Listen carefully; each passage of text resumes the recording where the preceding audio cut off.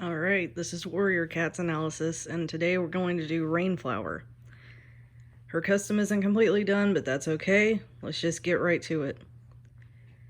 Something interesting about Rainflower that you don't see in other warriors, we know nothing of her past. We don't know anything about her apprenticeship, her kithood.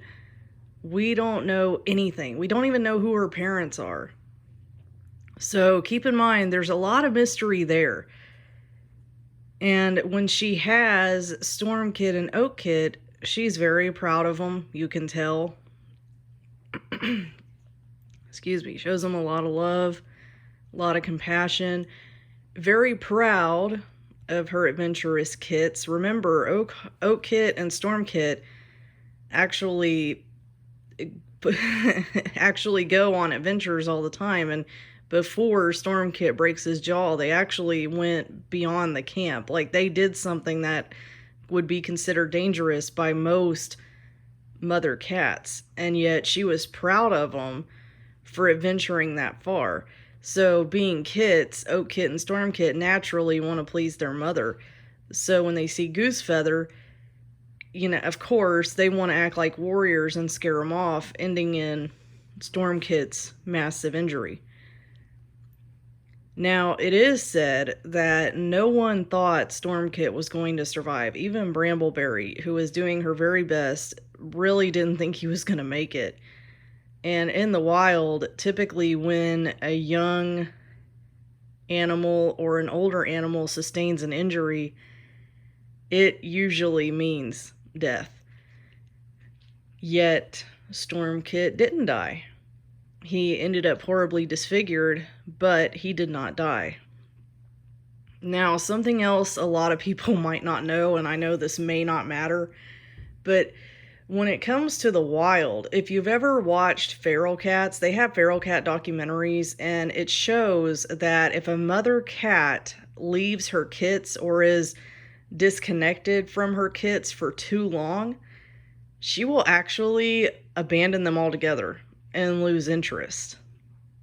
And it's up to another queen to adopt those kits if they want to. Doesn't always happen, but it is something that does happen. So there is that. I mean, we know that she did visit him from time to time, but I think she started to disconnect because everyone thought he was going to die. And again, we know nothing of her past. She may have had a parent who passed away or had a loved one who passed. We don't even know if she has any siblings. So maybe she had a sibling who passed and it was traumatizing for her and she thought it was happening again. So she just didn't want to be a part of that. She didn't want to see it again. So she disconnected. Once Storm Kit got well, she changed his name to Crooked Kit, which people thought very cruel. But I'm telling you, just like Bright Guardian Akira's pointed out, it was a way for her to detach from him. If it's not Storm Kit, that's not Storm Kit, it's Crooked Kit. Storm Kit is dead. I've made peace with that, so this is Crooked Kit. It's a whole nother kit.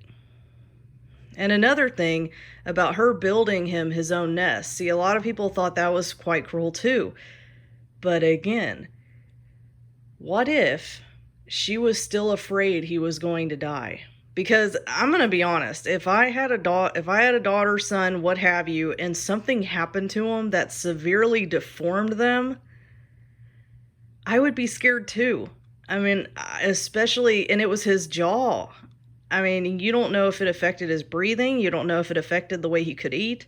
So again, maybe in her mind, she was being cold and made him his own nest because maybe she didn't want him to die in her nest. I mean, no one ever talks about that, but I have seen this with parents. Because I was studying to be a psychologist, and there are instances where parents, because they have already made peace with the fact that, okay, my child is going to die, what some parents will do is they will just completely separate themselves because they're not ready. Like, either they've made peace with the fact that their kid's about to die and they're not ready to really take that in, or they don't want them to die in their house. There was a couple who had a baby who was staying in the hospital, and the hospital was going to send the baby home to essentially die because this baby was so deformed, and they asked the parents, do you want this baby to come home, basically, so it can die? And of course the parents were like, no. Now, some parents would say yes and would take care of the baby through the last however many hours or days of its life. These people seemed like they were being cold-hearted, but really, they just didn't know how to act. I mean, do any of us really know how to act during the grief situation? Everyone grieves differently. And some people may perceive people as being cold if they don't cry or shed a tear or show the right kind of emotion that we deem as a society is the right emotion. But we are more complex than that. There are things that happen to us in our lives that make us the way we are. It's not that we're cold or brutal. It's just that that's how we grieve. And that is how Rainflower was grieving for her son. Even, was her name Lily Stem? The cat, the other mother cat in the nursery who was Hellstar's mate. I think it was Lily Stem, but correct me on that. She even says when Shellheart and Rainflower are fighting, even she points out to Crooked Kit, it's okay, she's just grieving. She doesn't know what she's saying. Bam, right there. Now, that she-cat might know something about Rainflower. Maybe she knows this is how Rainflower acts. This is how, she copes with these kind of things. Even Shellheart admitted she has a hard time admitting when she's wrong. There could be some narcissism in there with Rainflower, but I think it has more to do with just the fact that this is how she grieves. So his name gets changed to Crooked Kit. Now, here's something interesting that not a lot of people point out. When Crooked Kit ran away and came back, Rainflower was concerned and asked to see her kit. She saw him, she was relieved, and walked away. A lot of people forget about that. So she is showing some affection towards her kit. While it isn't what we would all like to think she should, she is. When he becomes an apprentice, okay, and then Shellheart begs Rainflower, please train him, show him some moves, and Rainflower declines. Now again, why did she decline? Was it because she felt like she caused his injury to begin with? Was it because she didn't want to spend time with them, still afraid that he might die? Was it because she was afraid he would injure himself further? There could have been several reasons other than, oh, she's just being a cold witch. No. There could have been other reasons. And then the other thing is, when he becomes an apprentice, she actually calls his name. And he didn't think she would, but she did. So again, she does show affection. It's just, she had already gotten this idea in her head that no, he was supposed to die and he didn't. And now my brain doesn't really know how to react to that. And again, that does happen with humans a lot. And, when Rainflower does die, poor Crookedjaw is just beside himself because, all he ever wanted was his mother to be proud of him. And what he didn't realize was, she was. I have no doubts that Rainflower was proud of Crookedjaw. Crookedjaw. I have no doubt about that. She may not have been able to say it, but she was. And even in StarClan, all Crookedjaw wanted to see was his mother. And Shellheart came in her stead and said, she's here, but I'm going to be the one that gives you your life. Now again, that may not have been her just not wanting to see him, because Shellheart said, she's here. So, he obviously wanted to comfort his son and knowing, yes, your mother's here, but it also could have come from her. Tell him I'm here. I'm just not, maybe she felt ashamed. Here I thought this kid was going to die and, detached myself from him, and now he's a leader with 9 lives. It could have very well been just her shame. Now, should she have apologized? Yeah, but there's a lot of times in our lives where people should apologize, but they're not going to. And we as people need to learn that that's just not who they are and move on. I know you guys are young and you think that that's wrong, but trust me, when you get as old as I am, you start to realize that people are just a certain way, and the best you can do, you can't change them, but you can change how you react to them. So you can either choose to forgive them or move on. And that's all you can do. And Crookedjaw became Crooked Star, and he became one of the greatest leaders River Clan's ever known. And actually, at the end of the manga, when Crooked Star goes to Star Clan, you do see Rainflower in the background. So she's obviously there to greet her son. So the stuff she did, was it cruel? Was it called for? I mean, it wasn't called for, and sure, it could be seen as cruel, but again, we don't know much about her, but we get hints from the other cats around her that this is just how she is. We don't know, and the way she acts towards him makes me think she's had other grief in her life.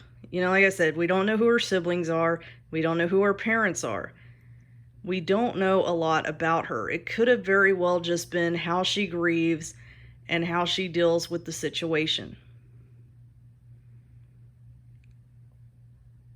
That's what I take away from it. And obviously she was a cat worth loving, because Shellfur never stopped loving her even after the incident. Even he called her heartless. But we don't know why she did that. There could have been many, many reasons. And it could have been to avoid further grief. Because everyone was very convinced that Stormkit was going to die. So she may have still had that fear that he's going to sleep in my nest and he's going to die with me. I just know it. And maybe she was trying to keep herself from having to go through that. And maybe trying to keep Oakheart from going through that. You never know with certain things. And the part where she screams, if he hadn't left camp, he wouldn't be the ugly mess he is now. That was her most likely blaming herself. And if you've ever been to a funeral, which I hope you guys never have to go through, but logically speaking and statistically speaking, you will, there's going to be a lot of things that are said that are going to be very messed up, and oftentimes people don't mean it, or if they do, it's mostly towards themselves. I've heard a lot of instances where people say, why couldn't it have been you instead of them? I hear that one a lot. And a lot of people take it very personally, take it to heart, just like Crooked Kit did, and it affects their entire lives. Therefore, Crookedjaw, his entire life, just wanted to get his mother's support and respect and love, because he wanted to show her, see, I made it. I'm not this ugly mess. I made up for what happened to me. And that's so sad, because I know people in my life personally that live their entire lives based around something someone said or based around something someone did. That's not a life to live. Just know that that's how people are sometimes, and you just gotta let it go, Rainflower did love her son. It just didn't come out the way he wanted it to. And in your lives, that's what's going to happen to you. You're going to have a parent or a family member who doesn't love you or, pay you any affection the way you wish they would. And that's just life.